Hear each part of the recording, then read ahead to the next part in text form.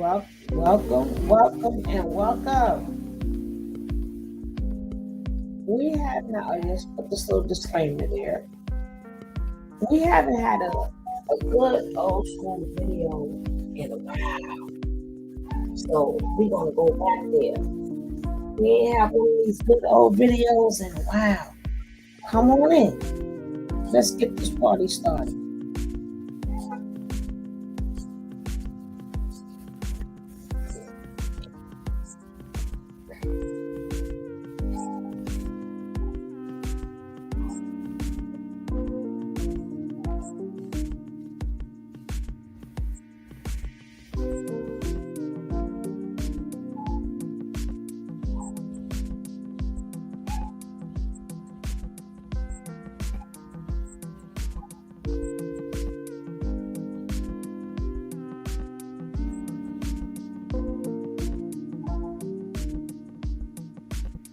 Hey, Ms. Ryan. Hey, Spice. Don't keep the picture for that light.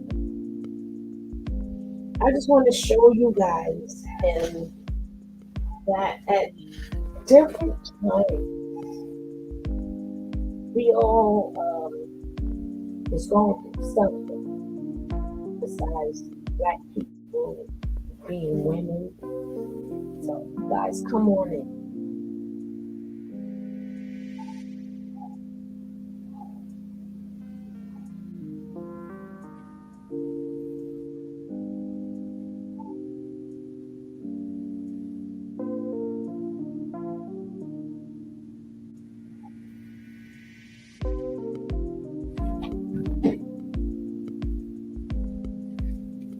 I'm going to get this one out of the way, just in case we got something good tonight. Out there before I forget.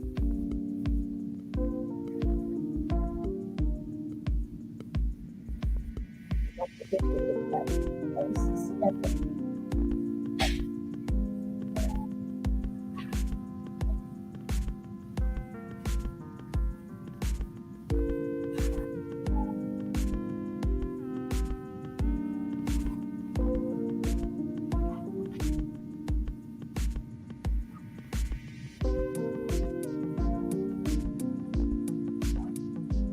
Hang on. Let's get this party started. I'm gonna get this out of the way. So maybe do some good stuff. Let's get this show started.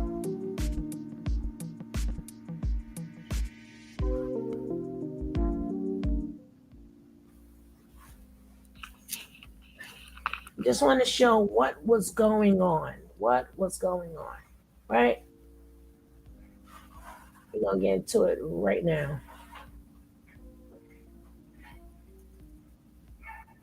And don't forget, check out my boy Hezekiah. He is the bomb. Check him out. The best education. This is what America always said it wanted to become. 7 generations back from these children, people came out here looking for possessions, real estate, and knowing no limits. The price they'd pay was hard work. It's a price people will still pay. Most of the men of Birmingham struggled to get here. They are American success stories, men who climbed the corporate ladder and who fight to stay there. Automobile and advertising executives, engineers and bankers.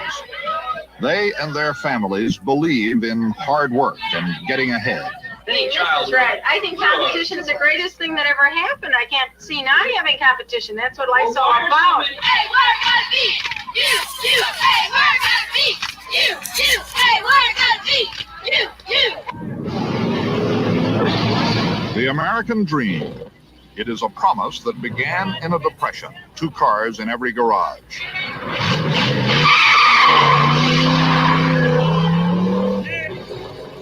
And ends here in Birmingham, Michigan. 300 cars in a high school parking lot. Very happy to live here, and I hope I can live here the rest of my life. And I hope my children enjoy it too. I've lived in Westport, I've lived in Scarsdale, I've lived in Winnetka, I've lived in Fox Point outside of Milwaukee. I've lived in Beverly Hills, I've lived in Minnesota. You got it, baby. I like it here. Most of us struggle upward toward Birmingham, seized by the American dream. This is what we want, isn't it? And more of us than ever before have a chance to get it, don't we? And if we do, what then? Hail to the conquering heroes, hail, hail to Michigan, the champions of the world. What happens if the dream comes true? What are we all struggling for if not for this? A house like Sam and Jane Greenewalt's in Birmingham, Michigan. They struggled for it, and 10 years ago, they got it. I got a chance to drive 16 miles a day to my work. But I also had an opportunity to know that my children were in relative safety. I think we felt that the kinds of people that would be our neighbors probably would be people that we would want to have as our neighbors, that would raise their children with the same kind of values and goals that we wanted for our children.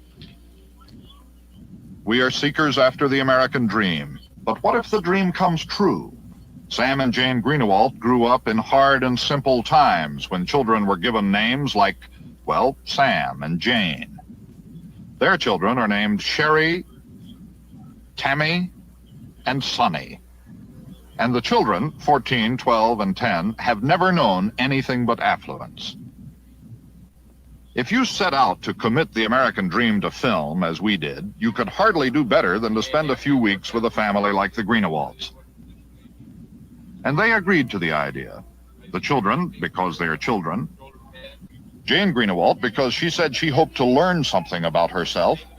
Sam Greenewalt, because he said he is proud of what he has accomplished. Just a little loving. Well, the world is He is a young. Protestant who embraces the Protestant ethic, hard work, and responsibility. The Greenewalts are where they are primarily because Sam Greenewalt, now 41, is willing to spend an hour and a half a day commuting to the polluted and unsightly city of Detroit, and to spend 10 or 12 hours at work once he gets there. He started at the bottom of the ladder, trusted in the system, and climbed to senior vice president of a Detroit bank. Back when he was an honorable mention All-America football player at Pennsylvania, back when he was a Marine fighting in Korea, this is what he dreamed of. He has it all now. But when you listen to him, you detect the first faint shudder of discontent. I find that my step is quickened. I find that when I hit the door, I'm practically running, and the door spins, and I get into my office, take a coat off, and you're quite worked up.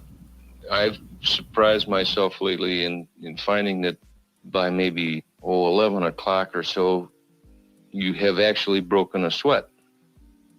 I don't think that my family understands that pressure, and I'm not anxious for them to understand it. I put myself in that position. They didn't put me in it. Sam Greenewalt is perceptive enough to know that his wife doesn't understand his pressures. He is not quite perceptive enough to fully understand hers.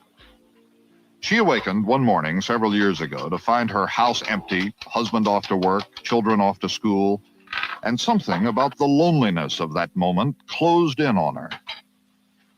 Rosemary, it's Jane Greenewalt, Tammy's mother.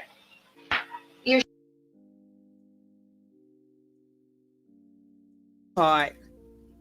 I wanted you to see how they quote unquote, as they call it, traditional women that they always thrown in our face. I wanted y'all to see how traditional women really feel about being in some house all damn day. Being in the house to do what? You lose, you gonna see they're gonna start to lose their mind because they have no identity. Women have given up everything. So a man can have his thought in his dreams. Like we don't have thoughts and dreams, but let's go.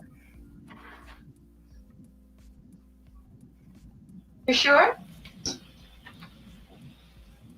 She is 39 now, as intelligent as her husband, and she thinks there must be more to life than she has discovered in this house.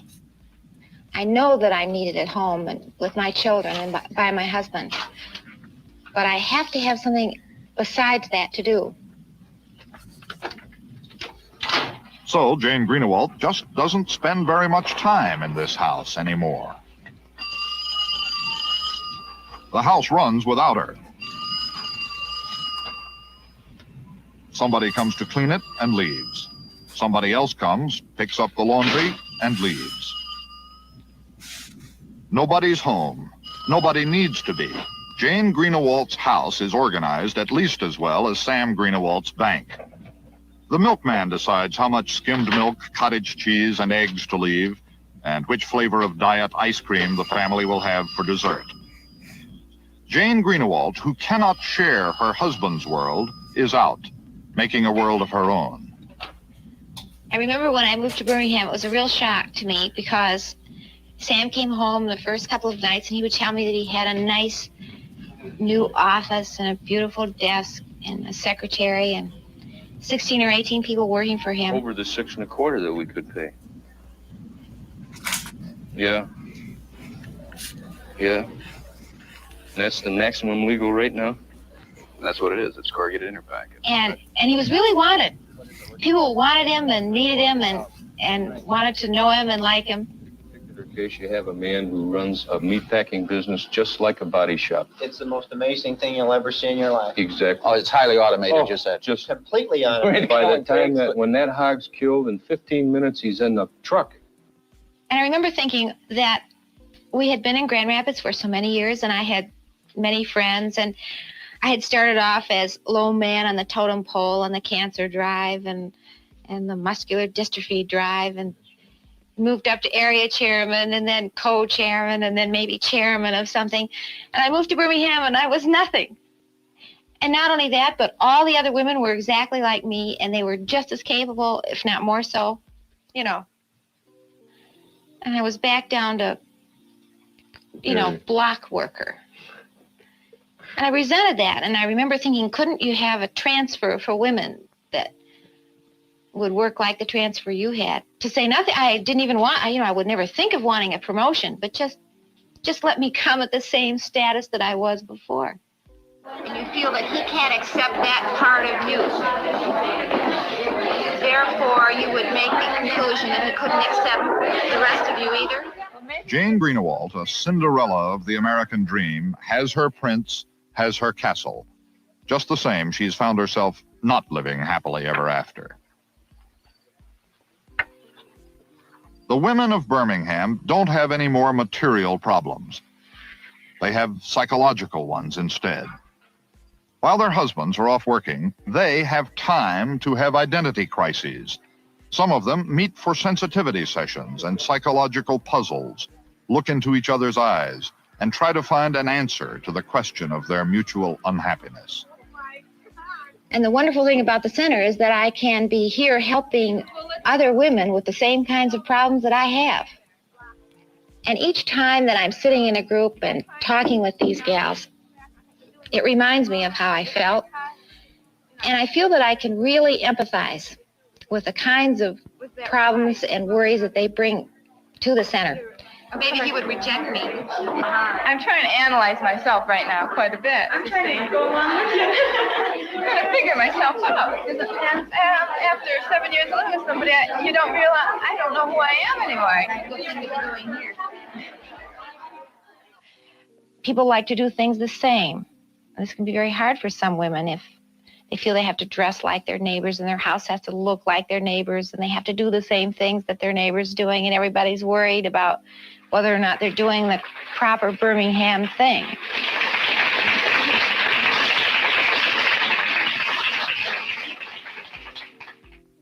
So many suburbanites didn't get down to the Art Institute to see what it was all about. We thought it was worth seeing, so we brought it out here. These pictures, as you can see, look at the city in the terms of people, and this is what the city is made up of. This is the Birmingham Junior League, trying to make contact with the black experience. without leaving Birmingham. Connie, the exhibit is a reality because of the money that you gave. I all want you to meet my summer friend, Ed Bailey.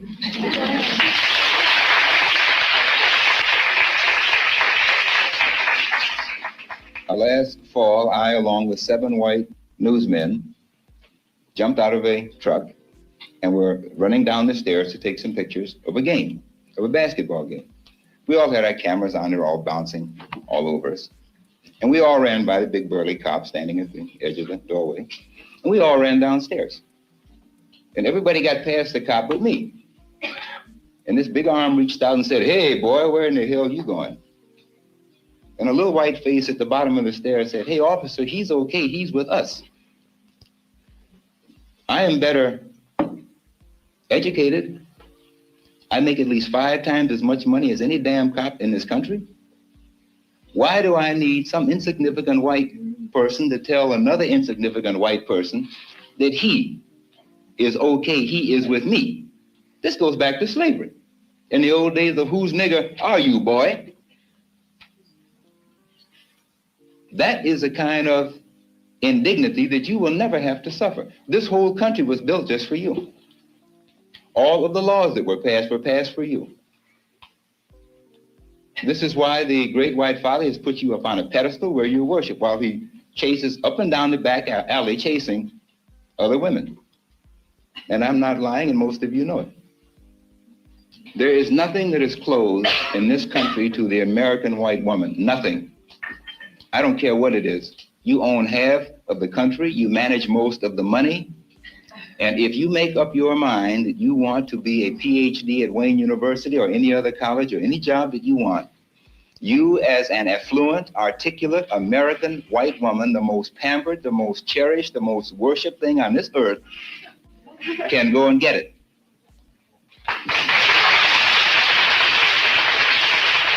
If the women of Birmingham are away from home seeking their own identity, and if the men of Birmingham are away from home seeking their fortune, what happens to the children of Birmingham? Jane Greenewalt feels the tug of forces which pull her away from her children. It's important to me to feel that I can be helpful to other people, to really feel that I'm needed by people outside of my home. I have been out of the home increasingly more in the last couple of years. And I know this has already affected my children. Sure, kids. Sherry especially. Turn me down at 300. Put squash and potatoes in at 5:30. Tammy, remember to put the squash and potatoes in at 5:30, okay? Because I did that. Okay. Women in Birmingham have to decide how much time for their children, how much time for everything else. Not all of them would agree with Jane Greenewalt, but she thinks her children are old enough to make most of their own decisions. My children are now 10, 12, and 14. I feel that I have very little actual responsibility for what they do. I know of a lot of kids who shoplift, and a lot of them are my friends. And not that I don't steal it myself, but like some of my friends, I'd walk in and they have all kinds of makeup in their purse. They even have makeup cases and all this. I said, "Oh, where'd you get it?" And they said, "Oh, I stole it, you know." I feel that if they do very well in school and they bring home A's and B's and the teacher is proud of them and they get elected to the Honor Society, that this is not my responsibility. It is not something that I can take credit for. By the same token, if my children come to a point where they get in trouble and if they do something that's bad, I also feel that that is not my responsibility and that I cannot be blamed for it. Crime in the streets, the thing every wealthy suburb fears will spread to it from the central city, has come to Birmingham.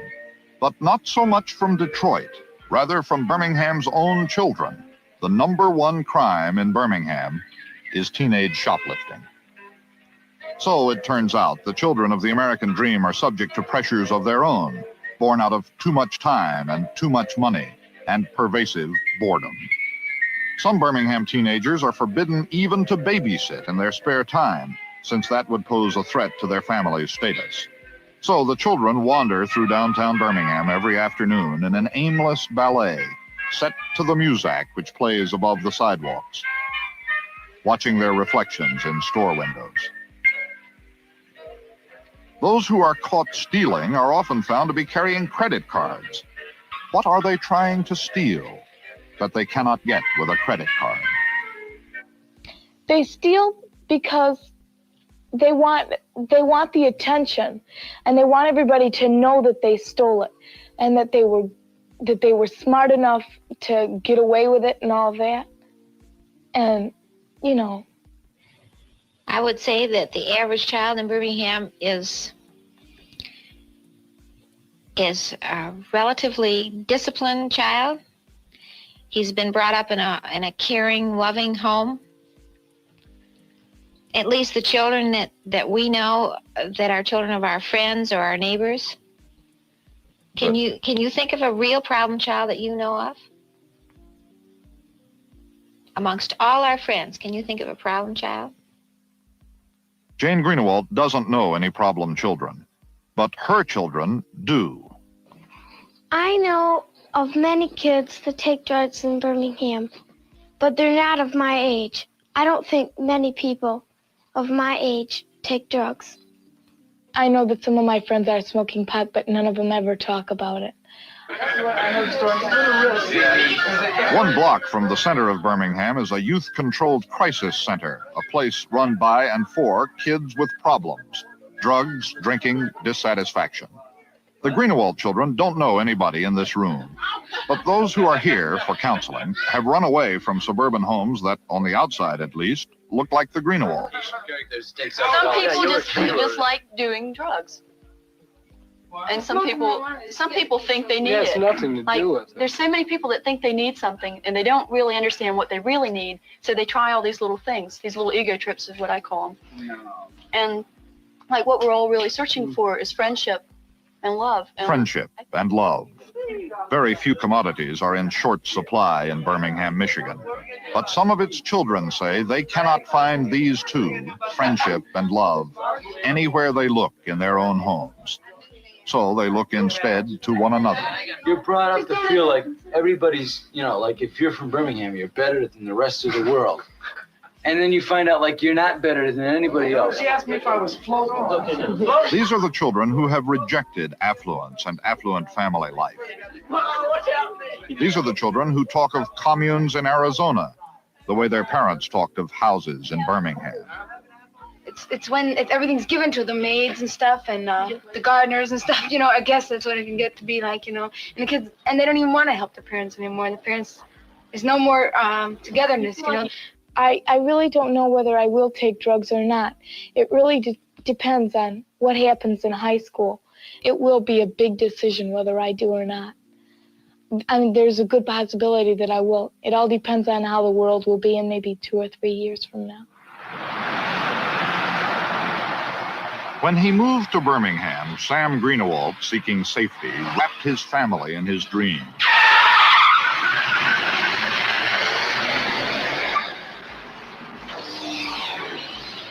But now there are tears in the fabric, and the outside world is rushing in.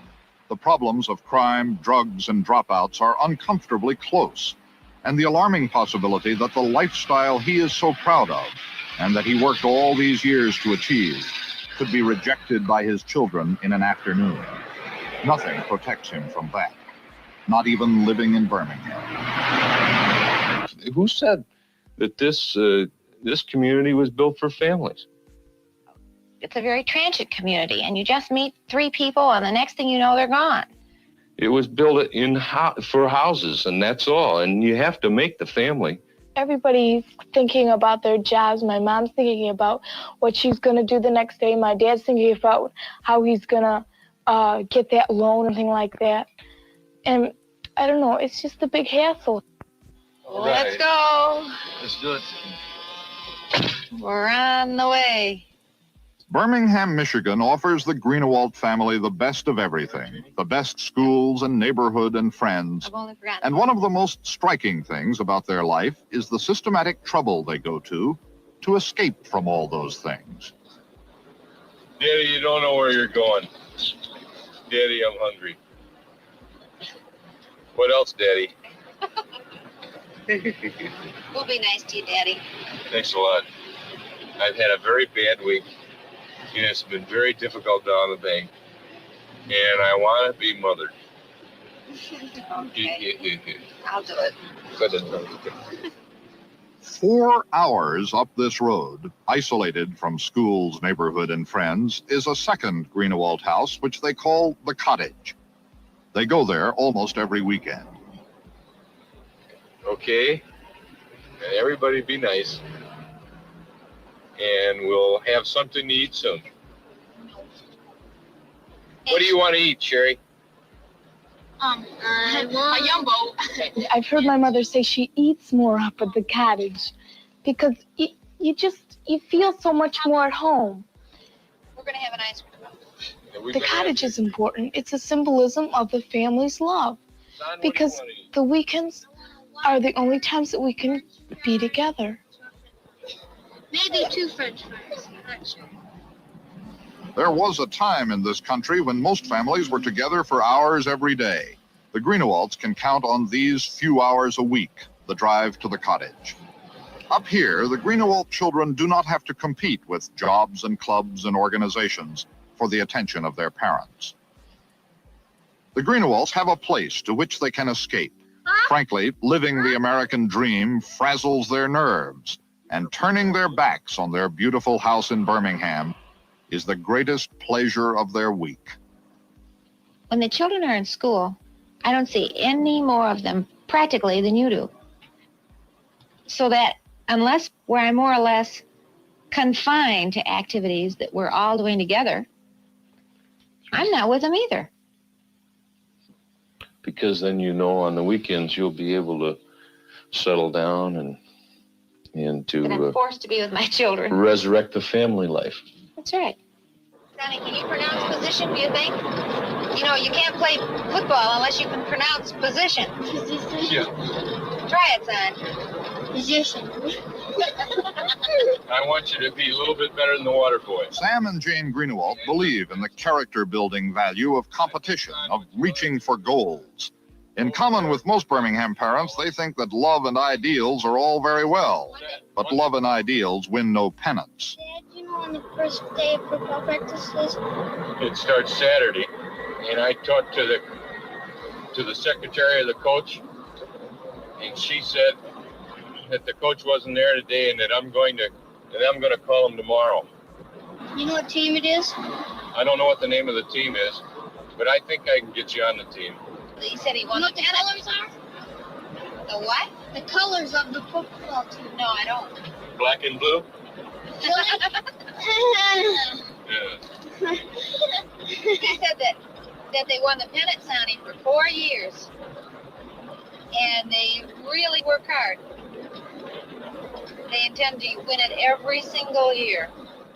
They put a great deal of pressure on their children. I don't know whether it's too much or not, because some children are going to crack. Some people are going to crack. But you have to have pressure to perform. You've got to have that pressure. Texas has got to win. And then Pennsylvania probably is going to be second. Oh, Maine's got to be last. Okay. The fourth runner-up for the title of Miss America is Maggie Walker, Miss Pennsylvania. Pennsylvania's last. She's pretty. And there goes one. Damn it. I want to drink Fourth. Second. The third runner-up is Chris McClelrock, Miss Mississippi. Oh, no. Maine. Oh, Dad. What are we going to do with Maine? She better be second, because if she isn't. The second runner-up. I am sorry. Hey, my Chrissy. Oh, phew. What if she was?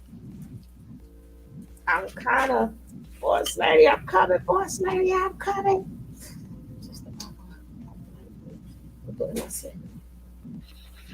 I'm coming. We ain't do one of these in a while, so you know. I may got another one coming right afterwards. Boss lady gotta come on up in here and hold it down. And anybody would like to click the link, you know, and y'all would like to talk about the video and what you guys see, I appreciate you more. Don't forget, guys, my girl Chrissy, she got a new song that's out.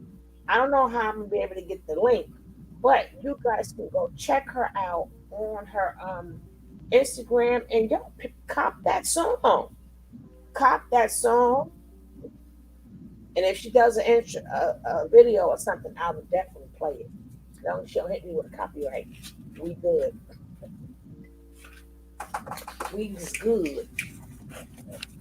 But if anybody would like to come on up and talk about it, Boss Lady, where you at?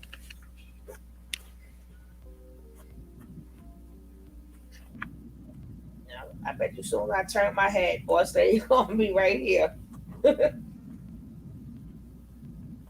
But it shows you, you know, this is, if you read it, it says, what if the American dream came true?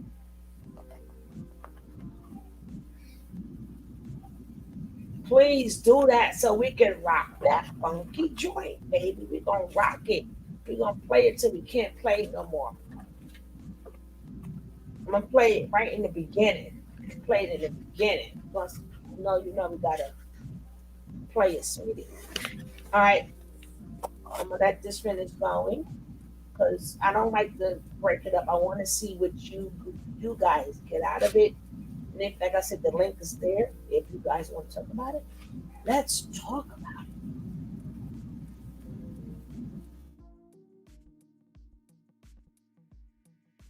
It's America. Oh. What are we competing for? I don't know. I think it was probably the training that we had as we were young and the families in which we were from. And I know that I was trained to be extremely competitive. And Why, to be better than someone else? surely, absolutely, to be better than someone else, or to be better than what you ordinarily would be if you were lackadaisical. You want to get the best you can out of yourself, and you have to push in order to get it. And you have to hurt yourself to get it. Yeah, sure. Now for the most important announcement. Oh, she's got to get it. I know she's going to get it. The two cutest, you know? Miss America for 1971. Oh, God. They're just sitting there talking calmly, you know? Yeah. For any reason, the new Miss America should be unable to fulfill her duties.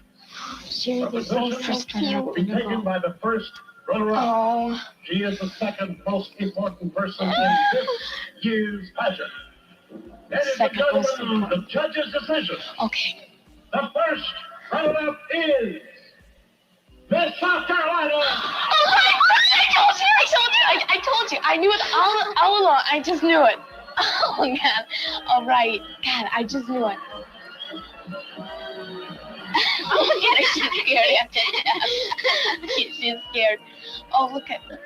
The new Miss America for 1971. Now receiving her robes, Phyllis George. Oh, man. Miss Texas.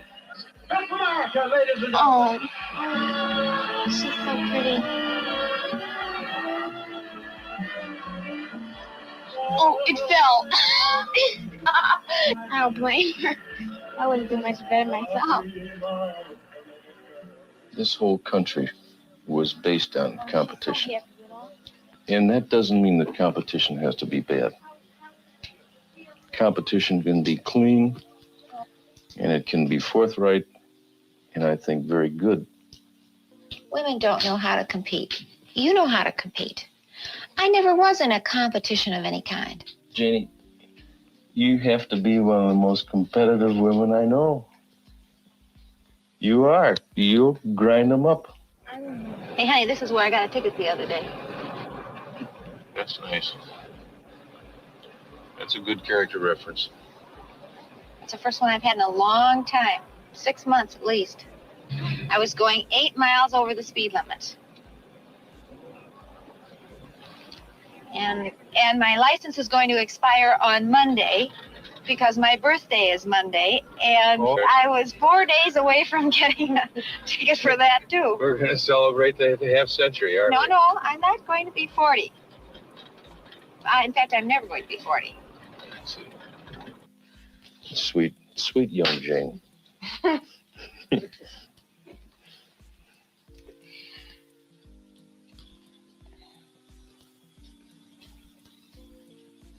I may be competing for something, but if I am, I don't know what it's for.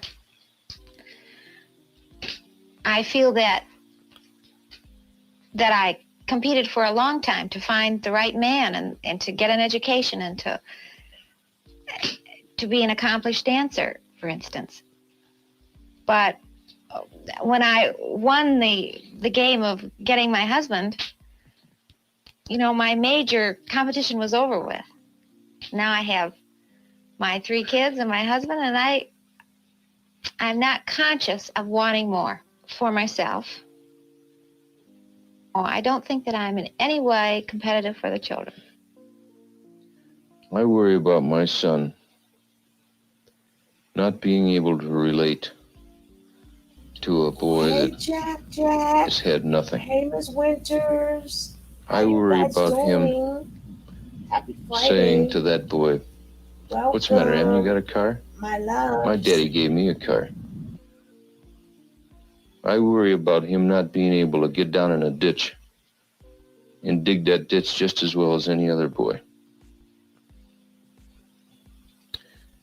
I also worry about him not being a true man. And I think that money has a way of protecting him, because money just doesn't always make the person. My son's problem is that he goes with wasps, with purebreds.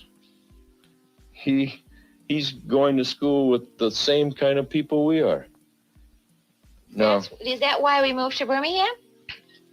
one of the reasons we moved to Birmingham was to insulate him in that, but I want him to grow out of it too. How can he meet children from other kinds of backgrounds? How can any of our children do that? The Greenewalt children, truth to tell, are isolated in paradise. Birmingham is a de facto closed community, closed to the poor, closed to blacks. There are black people in Birmingham, but they are invisible. They wear uniforms which announce that they work here but do not live here. 4 years ago, Birmingham passed one of the country's first open housing laws. At the time, there was one black family living in Birmingham. Now, there are 3. Meantime, Detroit, just down the road, where many thousands of black families live, suffered the worst race riots in the nation's history. Birmingham escaped, but felt the heat of the flames and worries about the fire next time. Sam Greenewalt, who did not get where he is by ignoring reality, knows that all his money cannot insulate his children from the future, knows that the same customs and practices which keep blacks shut out of Birmingham keep his children shut in, knows that, and doesn't know quite what to do about it. Renard Lanier is 17. Tim Waller is 15. Phil Martin is 15. They have come to dinner. It is no accident that the meeting is on the Greenewalt's turf. The meeting is the Greenewalt's attempt to give their children their first knowledge of the world outside while protecting them from being hurt by it. Sit here. In the middle. Sherry, you go in the middle. Great. The 3 boys are from Detroit, members of a Horizons Upward Bound program at a school near Birmingham. This dinner is intended to be part of their education, too. Every time that we have the young boys from the Cranbrook Upper Bound program to dinner, I go through the same feelings of, on the one hand, wanting to give them a neat evening and a nice dinner, and give them as much pleasure in our home as we can, all the pop and potato chips and records that I can think of. And in the next breath, I think, but I don't want them to think that we're so much more privileged than they are, because I don't want them to be resentful, and I don't want them to be jealous. I don't want them to hate us for what we have. Do you ever cook at home, Renard? You telling me? It's fun. Well, I know how to boil water and boil eggs and fix sandwiches, Cook hamburgers. You big with the hamburgers? Pour milk. Didn't you want any milk? I dearly wanted to be able to talk with them and relate with them. And I've got a black-white gap, and I've got a generation gap, and everything's going wrong. And I had to find out how to bridge that gap. And it was hard for me, and I'm not certain that I did do it.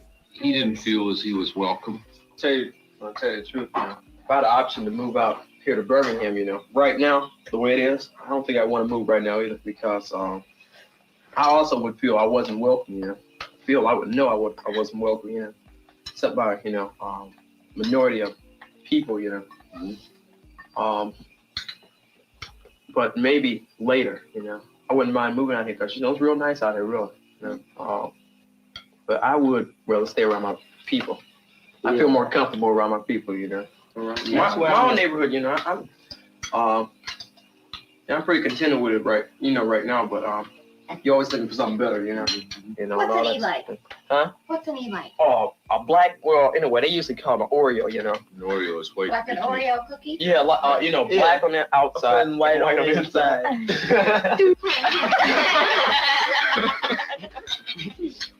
Sonny Greenewalt, 10 years old, has just made his first real contact with black people who don't wear uniforms. I felt like I was a black because they were really nice. They talked to me and stuff. It made me feel like I lived in Detroit too, and I felt like I was one of them, like I was in on it.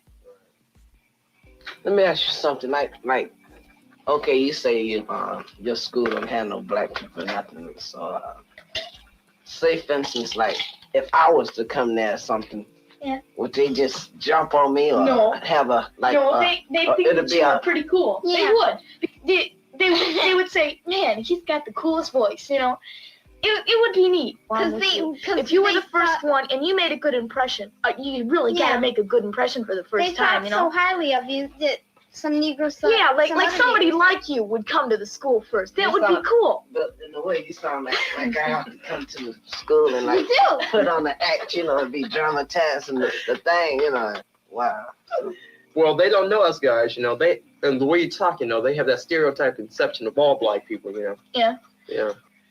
This is Birmingham. Hardly any black people live in here, and they have to go to special schools like Cranbrook and stuff like that. Yeah. I wish that a black person would just come to our school for exactly one day, and you would not believe the reactions that you would get. Hey, there's a black kid in our school. Want to go up and say hi to her?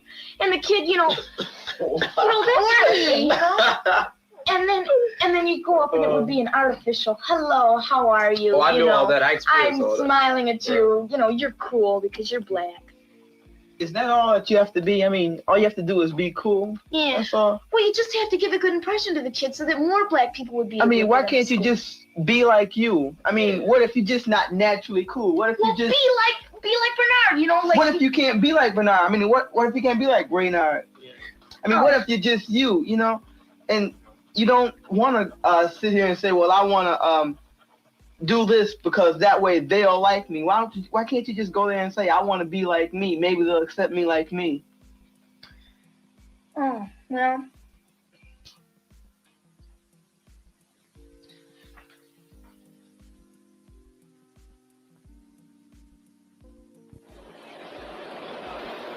What if the dream comes true?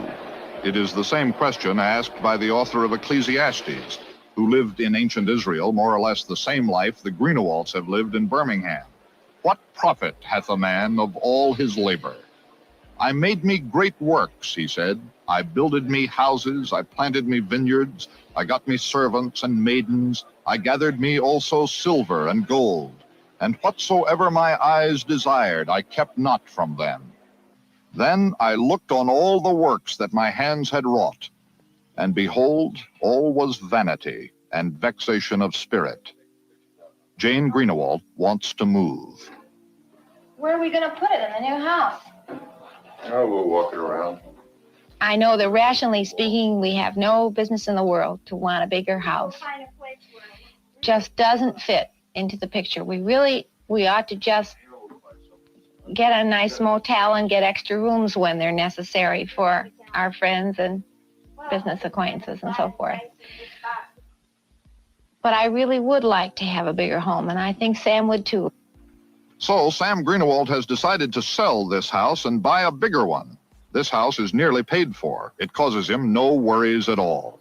Now he must start working and worrying all over again. I can't say that I don't worry. There's a concern there. And I haven't nailed down the expenses of the new home. I don't know what's going to hit me. That concerns me. I know I'm stretching, and I'm willing to take the risk. I did it at the urging of my lovely wife, but I think the timing is the question that became critical. And I didn't feel, I had to be urged, coerced, and caressed into this move. When Sam says that he feels like occasionally he is under too much pressure, it makes me feel guilty because I know that at times I'm part of that pressure. And so it's hard for me to keep from feeling that I shouldn't ask for something, even though I feel that it's time that our family has a new house or that really we can't afford it. And the reasons why I said to him that I felt we should have a house are not very clear, but they were feelings. Farewell, my friends, farewell and hail. We're off to seek the Holy Grail. We cannot tell you why. Remember, please, when we are gone, 'twas aspiration led us on. A poem of Clarence Day.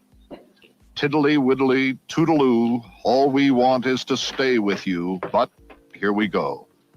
Goodbye. Well, I don't want to leave because I'm going to miss all my friends. And I'm afraid of making new friends. I don't know if they're going to like me, if they're going to, I don't know how the school is. Well, I'm kind of scared meeting most of my friends, the new friends that I will be having at the new school, because I really don't know what they're going to be thinking of me, So. I would like to move in because we have a nice, good, big house, and it will be different. And the way I don't want to move is I'll miss my friends. My mom wants to move very badly. But my dad, he doesn't want to spend all the money. What profit hath a man of all his labor? Sam Greenewald sits in the empty shell of his dream and tries to look forward as usual, but just for a moment, he looks back. Well, this was primarily a house of happiness. It was a house of a country boy coming to the city and attempting to make a new life for himself and for his family. There's a lot of trials and lots of promises that one would have inside himself, and many of them have been fulfilled. And this house has been a joyous house, mainly. I try not to look back.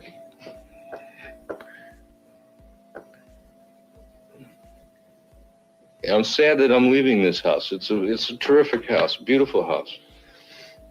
but we're moving on. It's like the camel driver going to the next oasis. We're moving on.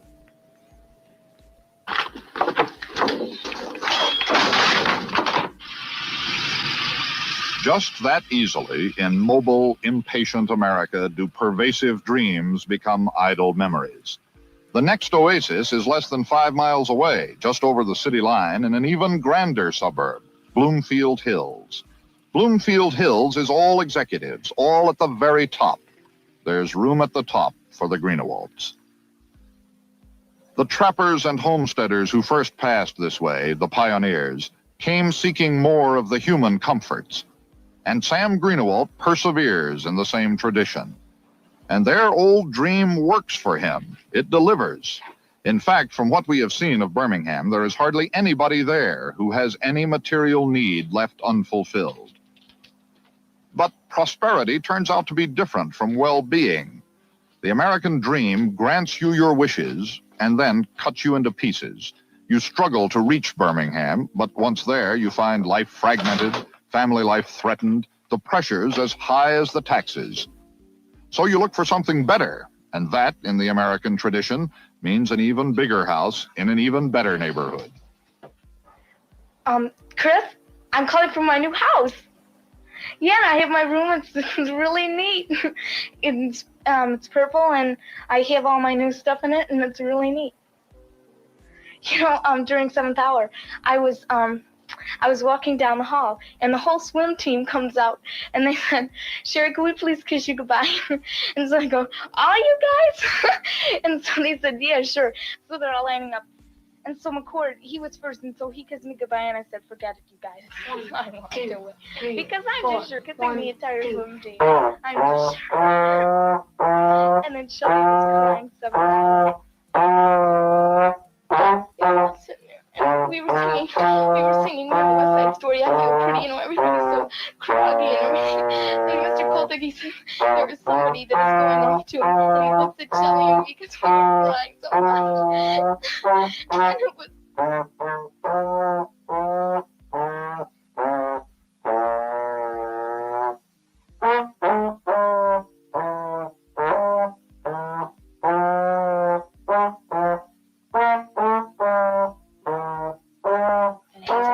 For Sam.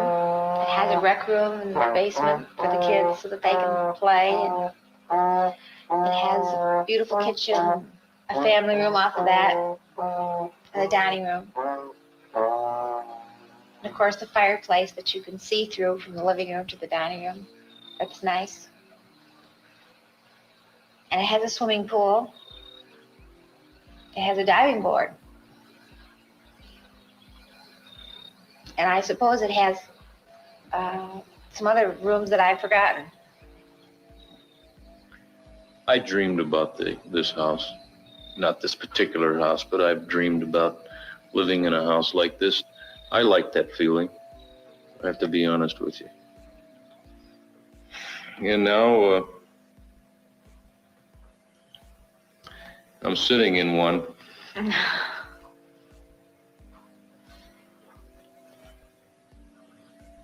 I haven't assimilated into it yet, but I'm sitting in it. I'm a very fortunate American, and I have much to be thankful for. And I don't feel as though I've arrived, because I don't know really what arriving is. You know, is it coming over on the banana boat or whatever? But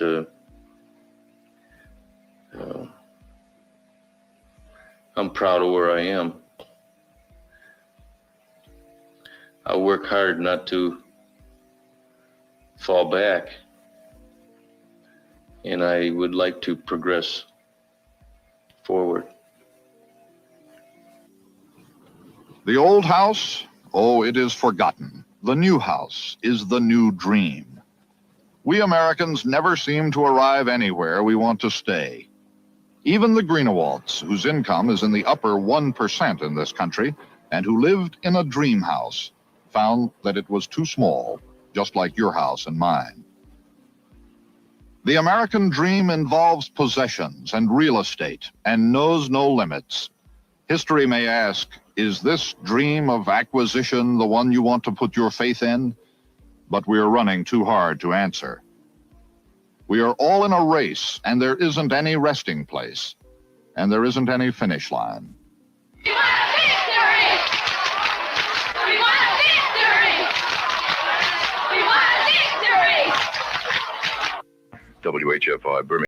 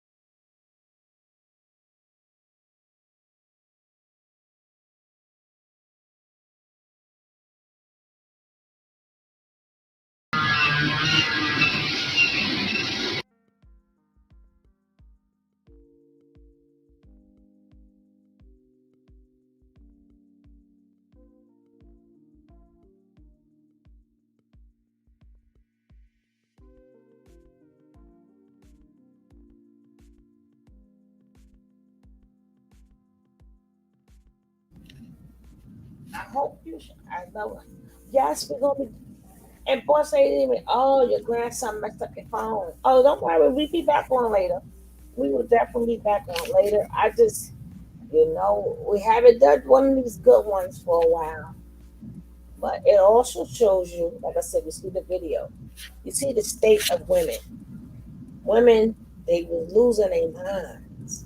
They was in the house while the men were living their dreams and a whole bunch of stuff. What if the American dreams come true? Does that include us?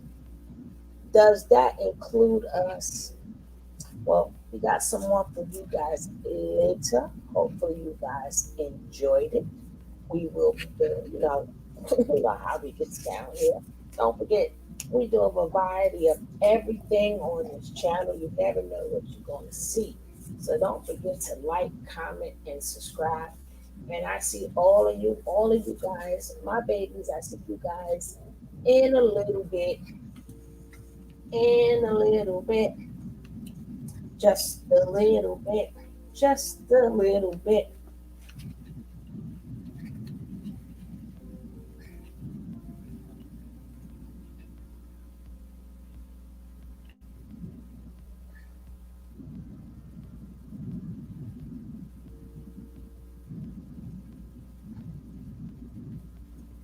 Crazy.